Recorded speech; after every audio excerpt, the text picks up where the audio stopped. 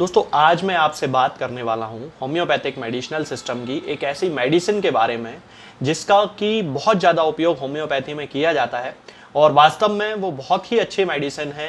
Homeopathy में खास तौर से बहुत सारी बीमारियों में एक ब्रॉड स्पेक्ट्रम मेडिसिन के रूप में वो काम करती है, चाहे वो मेंटल परेशानियां हो चाहे वो फिजिकल परेशानियां हो। हालांकि बहुत सारे होम्योपैथिक फिजिशियन उसका जो उपयोग है वो केवल एक सेक्सुअल सिम्टम्स के लिए यूज की जाने वाली मेडिसिन के रूप में करते हैं और उस मेडिसिन का नाम है दोस्तों स्टेफाइसेग्रिया।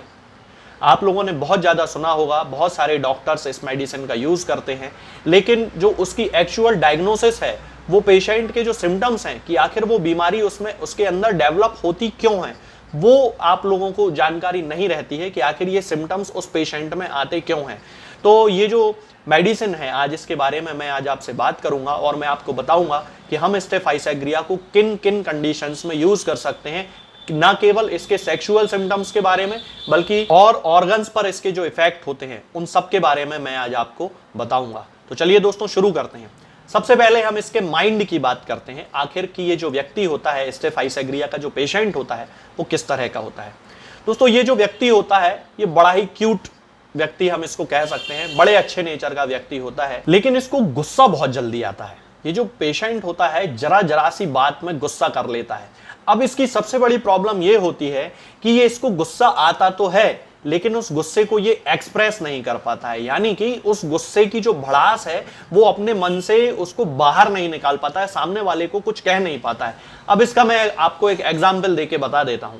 मान लीजिए कि कोई व्यक्ति है, वो अपने ऑफिस जाता है, बड़ी हायर पोस्ट पे है, बहुत अच्छा ऑफिसर क्लास है उसकी, और ऑफिस में पहुंचा, वहां पर एक प्यून है।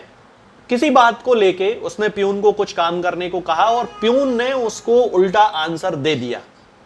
अब वहां पर चूंकि उसको अपनी इमेज का ख्याल है कि वो प्यून से कैसे बात कर सकता है, वो एक प्यून से कैसे लड़ाई कर सकता है, उसके अंदर ये है कि उसकी जो समाज में जो उसकी इमेज बनी हुई है वो बहुत स्ट्रांग रहनी चाहिए। अगर वो प्यून से लड़ाई लड़ लेगा तो फिर उसकी क्या इज्जत रह जाएगी, उसकी इमेज खराब हो जाएगी कि एक प्यून से उसकी लड़ाई हो गई। तो अब वो वहां पे गुस्सा तो आ गया उसको, लेकिन उसने उस गुस्से को पी लिया। वो जो उसने गुस्सा पी लिया ना, यहीं से उसकी परेशानियों की शुरुआत हो गई, क्योंकि स्टेफाइसेग्रिया का पेशेंट कभी भी अपने गुस्से को बाहर निकाल नहीं पाता है। बहुत सारे लोग आपने ऐसा देखा होगा, उनको बहुत सारे लोगों के साथ ऐसा होता है कि वो लड़ाई तो उनकी हो जाएगी लेकिन लड़ने के बाद वो वहां पे अपना गुस्सा नहीं निकाल पाएंगे और फिर घर आके सोचेंगे यार मैं उस समय उसको ऐसा बोल सकता था, मैं उसको वैसा बोल सकता था, लेकिन इतने सारे लोग वहां खड़े थे, मैं कैसे उससे लड़ाई कर लेता। तो ये जो अपने अंदर ही अंदर जो उनका गुस्सा उनको कचोटता रहता है, हिंदी में जिसे कचोटना बोलते हैं, तो वो उसकी सबसे बड़ी प्रॉब्लम होती है और यहीं से उसकी सारी बीमारियां शुरू हो जाती हैं। इसके साथ ही जिन बच्चों को उनके माँ बाप बहुत ही ज्यादा डांटते हैं, मेरी बात को आप इस समय अब ध्यान से सुनिए क्योंकि इस समय ये कंडीशंस हैं। तो जिन बच्चों को माँ बाप उनके बहुत ज्यादा डांटते हैं, हर चीज में उनको नीचा दिखाते हैं, नीचा दिखाने का मतलब है कि वो उनको सामने वाले से कंपेयर करते हैं या फिर ये किसी दूसरे बच्चे से कंपेयर कर रहे हैं, या फिर ऐसा हो सकता है कि उनको हर बार ये बोलते हैं कि रहने दो, तुमसे कुछ काम नहीं होगा, तुम कुछ नहीं कर सकते हो, तुम्हारे अंदर कोई क्वालिटी ही नहीं है। तो ये बात उनके दिमाग में घर कर जाती है। अब वो वहां पे गुस्सा शो करना चाहते हैं लेकिन वो ये सोचते हैं कि अब पेरेंट्स को क्या बोलें, कुछ वो बोल नहीं सकते हैं। तो छोटे छोटे बच्चे जो होते हैं यहीं से उनकी बीमारी की शुरुआत उनके अंदर हो जाती है। यदि हम इसके हेड की बात करते हैं, यानी कि सिर के सिम्टम्स की जब हम बात करते हैं, तो इसको बहुत ही ज्यादा हेडेक की शिकायत होती है और यॉर्निंग के साथ हेडेक होता है, यानी कि जमाइयां कंटिन्यू आती रहेंगी उसको और सिर दर्द भी बहुत ज्यादा होता रहेगा, बहुत ही ज्यादा पेन होता है। खास तौर से सेक्सुअल एक्सेस के बाद तो बहुत ज्यादा पेन की, हेडेक की, सिर में दर्द की इनको शिकायत रहती है। यदि हम आंखों की बात करते हैं तो आंखें कमजोर पड़ जाती हैं सेक्सुअल एक्सेस के कारण, यानी कि जिन लोगों में सेक्सुअल इंडल्जेंस बहुत ज्यादा होता है, जो लोग बहुत ही ज्यादा कामुक प्रवृत्ति के जो लोग होते हैं, उनकी आंखें कमजोर पड़ने लगती हैं और आंखों में जो है धुंधलापन उनको आने लगता है, थोड़ी सी दूर का भी उनको दिखाई नहीं देता है, धीमी रोशनी या जो कम रोशनी होती है उसमें उनको दिखाई देना कम हो जाता है, रतौंधी जिसे कहा जाता है। आंखों के नीचे उनको नीले कलर के निशान पड़ जाते हैं, हल्के काले नीले कलर के पूरे में यहाँ निशान पड़ जाएंगे। इसके साथ ही इनको बार बार स्टाई, यानी कि जिसे गोयरी हिंदी में यहाँ मध्य प्रदेश तरफ गोयरी बोला जाता है, तो स्टाई उसका मेडिकल वर्ड है। स्टाई की शिकायत होती है, यहाँ आंख की पलक के ऊपर एक छोटी छोटी फुंसी टाइप की जिन लोगों को बार बार होती रहती है, उसके लिए भी ये एक बहुत अच्छी मेडिसिन है।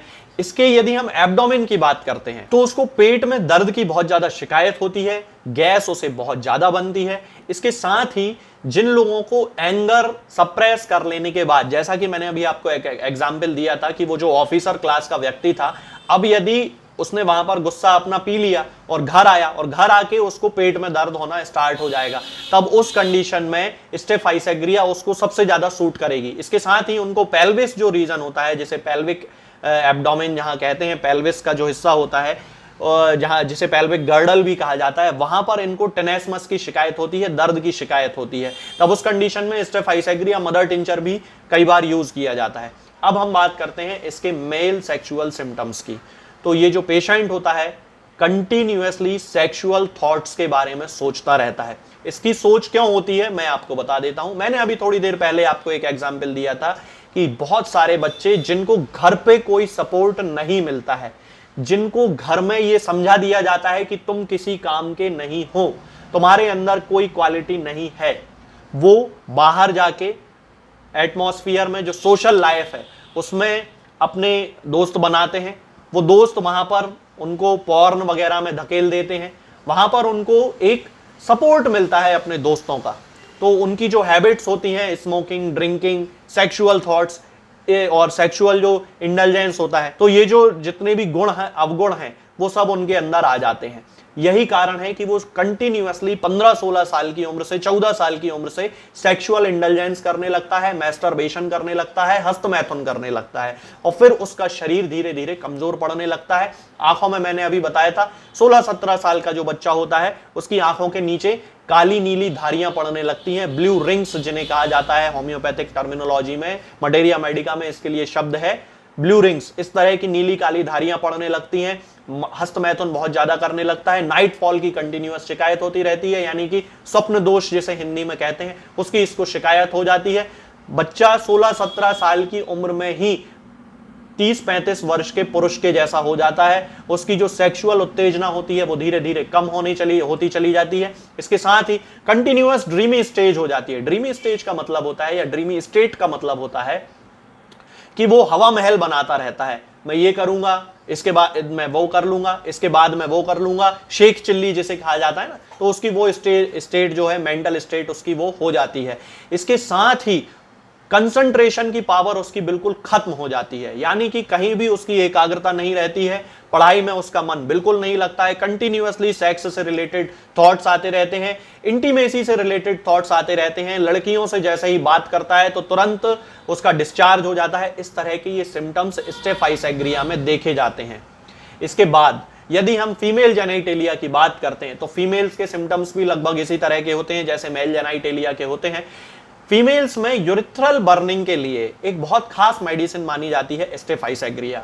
जिन लोगों की नई नई शादी हुई है, खास तौर से जिन महिलाओं की नई नई शादी हुई है, और इस बीमारी को मेडिकल टर्मिनोलॉजी में हनीमून सिस्टाइटिस बोलते हैं, कि उन्होंने पहली दूसरी बार इंटरकोर्स किया है, दूसरी तीसरी बार इंटरकोर्स किया है, और उसके बाद उनको कंटिन्यूअसली बर्निंग होना शुरू हो गई है बाथरूम के रास्ते में, यूरिन के रास्ते में, यूरिथ्रा में। तो उन महिलाओं को जहां पे जलन पड़ रही है महिलाओं को यूरिन के रास्ते में, वहां पर बहुत अच्छी मेडिसिन है हनीमून सिस्टाइटिस की, स्टेफाइसेग्रिया। तो पेशेंट की कंडीशन के हिसाब से और सिम्टम्स के इंटेंसिटी के हिसाब से फिर स्टेफाइसेग्रिया का डोज डिसाइड कर लिया जाता है। 30 भी हो सकता है, 200 भी हो सकता है। इसके अलावा दोस्तों यदि हम इसकी एक्सट्रीमिटीज की बात करते हैं, यानी कि हाथ पैरों की बात करते हैं, तो अब चूंकि 15-16 वर्ष की उम्र से उसने वो सब मैस्टरबेशन वगैरह करना शुरू कर दिया है, धीरे धीरे जो उसके अंदर सेक्सुअल वीकनेस है वो उसकी फिजिकल वीकनेस में तब्दील होती चली जाती है। हाथ पैरों में, जोड़ों में बड़ा दर्द रहता है, बिस्तर पे पड़ा रहेगा, किसी काम में मन नहीं लगेगा, कंसंट्रेशन तो बिल्कुल खत्म हो ही चुका है, तो हाथ पैर उसके दर्द करते रहेंगे, सोता रहेगा, जमाइयां लेता रहेगा, सिर में दर्द होता रहेगा। इस तरह के सिम्टम्स उसको कंटिन्यूअसली आते रहेंगे। इस स्किन की यदि हम बात करते हैं तो रात में बहुत ज्यादा इसको पसीना आने लगेगा, थिक स्कैब्स पड़ जाएंगे मोटे मोटे, और इसके साथ ही फिग वॉर्ड्स होने की उसको शिकायत हो जाती है, बड़े बड़े वॉर्ड्स उसको हो जाते हैं, मस्से जिन्हें बोला जाता है, बड़े बड़े मस्से, पेडंकुलेटेड मस्से जिन्हें बोला जाता है, वो इसको हो जाते हैं। तो दोस्तों ये स्टेफाइसेग्रिया होती है, ये केवल सेक्सुअल सिम्टम्स के लिए यूज नहीं की जाती है, उन लोगों में जिन लोगों में गुस्से को पी लेने के कारण जो बीमारियां उत्पन्न होती हैं, डिप्रेशन उत्पन्न हो गया, उसके लिए स्टेफाइस एग्रिया को यूज किया जा सकता है। स्ट्रेस उनको बहुत ज्यादा हो रहा है, उसके लिए हो सकता है। पेट दर्द उनको हो रहा है गुस्से को पी लेने के कारण, तब स्टेफाइस एग्रिया का यूज किया जा सकता है। यदि उनको आंखों में बार बार स्टाई होने की शिकायत हो रही है, उसमें हम यूज कर सकते हैं हनीमून सिस्टाइटिस, यानी कि यूरिथ्रा में होने वाली जलन महिलाओं में, उनके लिए हम ये यूज कर सकते हैं। पुरुषों में भी यदि इसको सिस्टाइटिस की प्रॉब्लम हो रही है तो उसमें हम यूज कर सकते हैं। बाथरूम करने में, यूरिन करने में यदि उनको जलन पड़ रही है तो हम उसमें यूज कर सकते हैं।